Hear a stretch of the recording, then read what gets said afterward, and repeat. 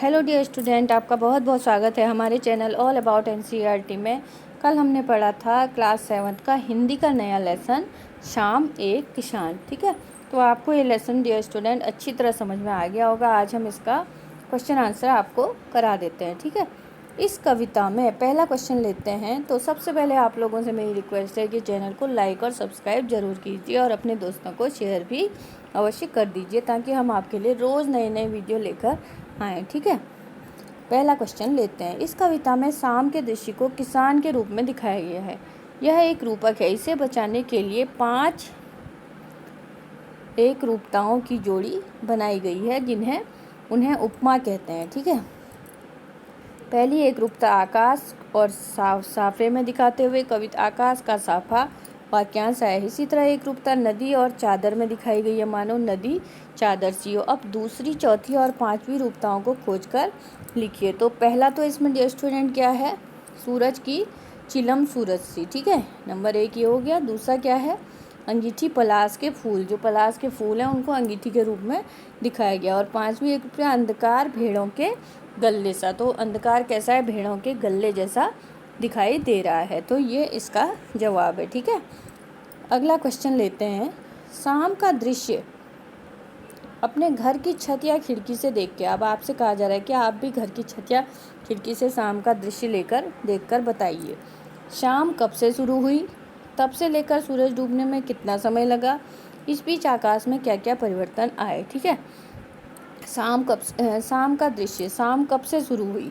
शाम करीब 6 बजे से शुरू हुई। तब से लेकर सूरज डूबने में करीब कितना समय लगा? करीब 1 घंटे का समय लगा। उस दौरान सूरज धीरे धीरे गायब हुआ और एकदम से नहीं होता है गायब। ठीक है, अगला है आसमान में इस समय आपको क्या क्या परिवर्तन नजर आए? इस समय जो है जब सूरज डूबता है आकाश में आपको अनेक तरह के परिवर्तन नजर आते हैं। तो क्या क्या है? इस बीच आसमान का रंग लाल दिखाई देता है, कुछ देर बाद पीला दिखाई देता है और फिर कुछ देर बाद धीरे धीरे सूरज जो है गायब हो जाता है। उसके बाद चारों ओर अंधेरा सा छा जाता है और आसमान में तारों का सामंजस्य स्थापित हो जाता है। ठीक है, चलिए। मोर के बोलने पर कवि को लगा जैसे किसी ने कहा, सुनते हो?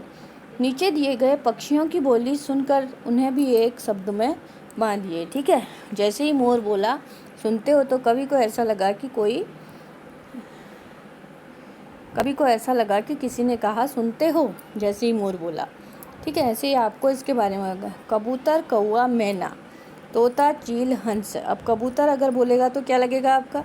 लो भाई अपना खत ले लो और बहुत दूर से लाया हूँ। कबूतर को देखेंगे तो ऐसा ही लगेगा ना। ठीक है, कौआ, सुनते हो? घर में मेहमान आने वाला। कौआ बोलता है तो हम क्या कहते हैं? मेहमान आने वाला है, बोल रहा है, कहते हैं। सभी लोग के घर में बोलते होंगे इस तरह से। मैना, कैसे हो? मैना बोलती है तो लगता है कि कुछ कह रही है, कैसे हो। ठीक है, तोता बोलता है तो तोते का बोलना तो सभी को पसंद है।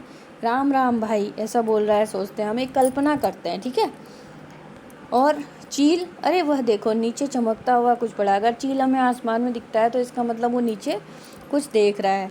हंस, मेरी तरह हमेशा शांत रहो। और हंस दिखता है तो हंस जो है सफ़ेद रंग का होता है, उसको देख के लगता है कि हमें भी शांत रहना चाहिए। ठीक है, चलिए अगला क्वेश्चन लेते हैं। इस कविता को चित्रित करने के लिए किन किन रंगों का प्रयोग करना होगा?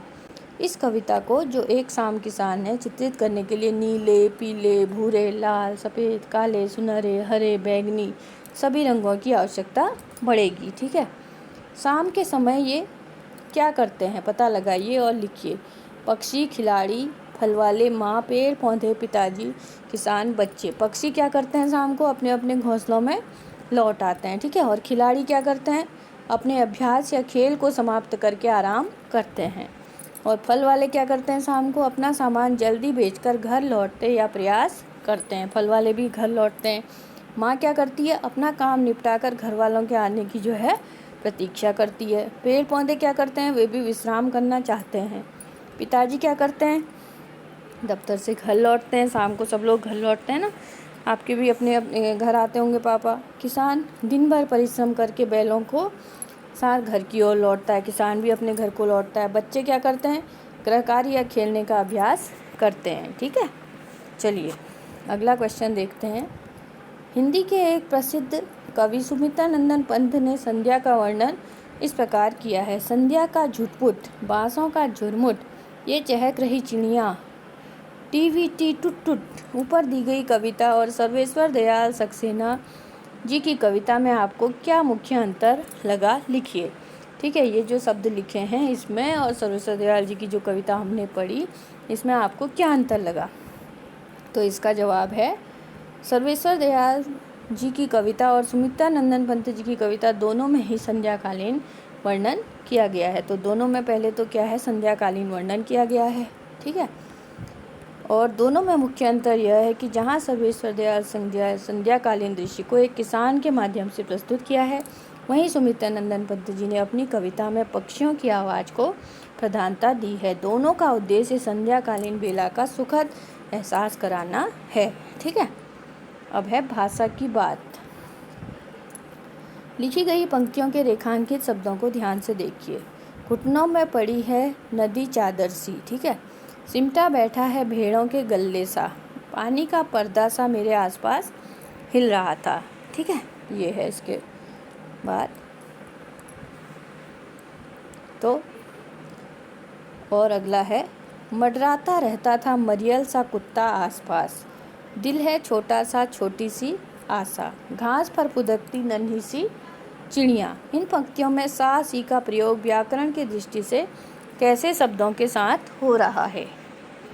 उपयुक्त पंक्तियों में सा सी का प्रयोग व्याकरण की दृष्टि से दो रूपों में हुआ है, चादर सी, गल्ले सा, पर्दा सा। इन शब्दों में सा सी का प्रयोग उपमा के रूप में हुआ है, जैसे नदी चादर सी, नदी चादर के समान, भेड़ों के गल्ले सा, भेड़ों के झुंड के समान, पानी पर्दा सा, पानी पर्दे के समान।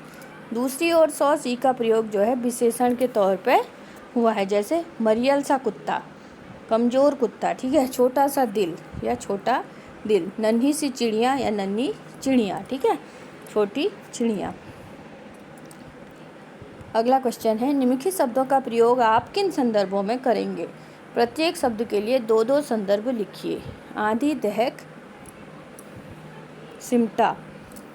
ठीक है, आंधी, आंधी ने बहुत उत्पात मचाया, मेरे मन में कसमकस की आंधी चल रही है। देखो, दो टाइप के शब्द बन गए ना, आंधी ने बहुत उत्पात मचाया, इसका अर्थ अलग है, और मेरे मन में कसमकस की आंधी चल रही है। दहक, घर के कोने में अंगीठी दहक रही है, उसके मन में बदले की आग दहक रही है। ठीक है, सिमटा, रामलाल जी बुढ़ापे के कारण धीरे धीरे अपना कारोबार सिमटा रहे हैं। ठीक है, और पिता के डांटने पर बालक अपनी माँ की गोद में सिमट गया। ठीक है, दोनों के अर्थ अलग अलग हैं। ठीक है, दोनों के संदर्भ आप किन किन संदर्भों में करेंगे, दो दो संदर्भ इस तरीके से इसमें लिखे गए हैं। ठीक है, चलिए, तो डियर स्टूडेंट, आज का लेसन हमारा यहीं पे समाप्त होता है। आशा करती हूँ आपको ये बहुत अच्छे से समझ में आ गया है। वीडियो को आप 3-4 बार रिवाइज करके देख लीजिए, तो आपको सारे क्वेश्चन यहीं लर्न हो जाएंगे। डियर स्टूडेंट, इसी तरह वीडियो को देखते रहिए, लाइक और सब्सक्राइब और शेयर ज़रूर कीजिए। Thanks for watching.